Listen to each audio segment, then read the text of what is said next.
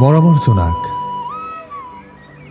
তোমাক মৰমৰ বুলি সম্বোধন কৰাৰ অধিকাৰ মোৰ নাই যদিও তোমাৰ নামটো মোৰ হৃদয়ৰ ফেহুজালি ভালপোৱাত মৰম বুলিয়ে লিখা আছে। প্ৰথমে তোমাক মোৰ কুশল বাৰ্তা যাচিছোঁ, আশা কৰোঁ তোমাৰো ভাল।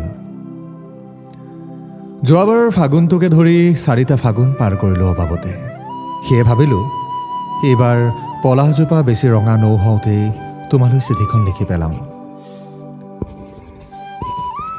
চিঠিৰ বিশেষ কাৰণ নাই, দুটামান কথা তোমাৰ দুচকুৰ সন্মুখত ক'ব নোৱাৰিম বাবে লিখি পেলাইছোঁ। জোনাক, মোৰ হৃদয়ৰ আকুণ্ঠ মৰমেৰে তোমাৰ জীৱনৰ জীপালতম সত্তাটোক প্ৰাণোচ্ছল ভাষাৰে উৎকীৰ্ণ কৰিবলৈ লৈছোঁ। এয়া হয়তো তুমি স্বাৰ্থ বুলি ভাবিছা, ভাবিব পাৰা।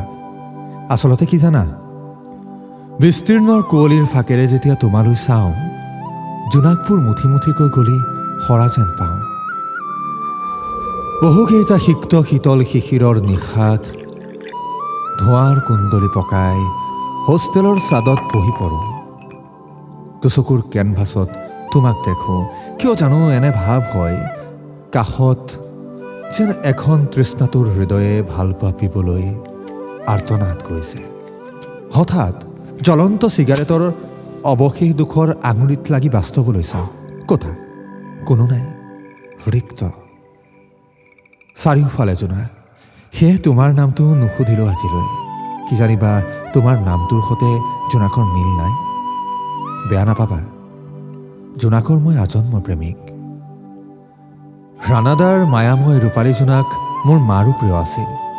সেইবাবে হয়তো মোৰো আবেলিৰ ৰঙা সৰু যেনেকৈ ঘৰমুৱা পক্ষীৰ বাট, মোৰো তেনেকৈ তোমাক চোৱাৰ বাবে পৰ দিয়াৰ অভ্যাস। মন যায় চাইছা নিশ্চয়, প্ৰেয়সীক দেখি মানৱৰ সপোন বাঢ়ি বুকুৰ তাজমহল হোৱাৰ দৰে মোৰো হয়।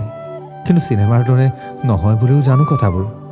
তথাপি ক'ৰবাত কওঁ বুলি তোমাক দেখি ৰৈ যাওঁ। হেৰুৱাৰ ভয়ে কিৰলি পাৰি উঠে তৎক্ষণাত। হাতখন কঁপিছে, কলমটো আধা লিখিছে আধা এৰি গৈছে। আজিলৈ ইমানতে সামৰোঁ। প্ৰথমখন চিঠি তোমালৈ। উত্তৰত গালি পাৰি হ'লেও কিবা এটা লিখি পঠাবা দেই। বাট চাম ডাকৱালৰ বেল নবজালৈকে। তোমাক জোনাক বুলি হৃদয়ত স্থান দিয়াৰ দিন ধৰি একেটা গানেই শোৱাৰ পৰত বহুতবাৰ শুনো।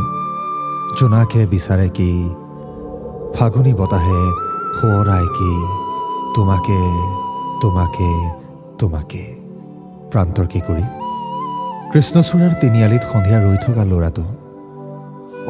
আৰু এটা কথা, তুমি দুচকুত কাজল ল'বলৈ এৰি নিদিবা। অলংকাৰ অবিহনেও অৱশ্যে শুৱাই তোমাক।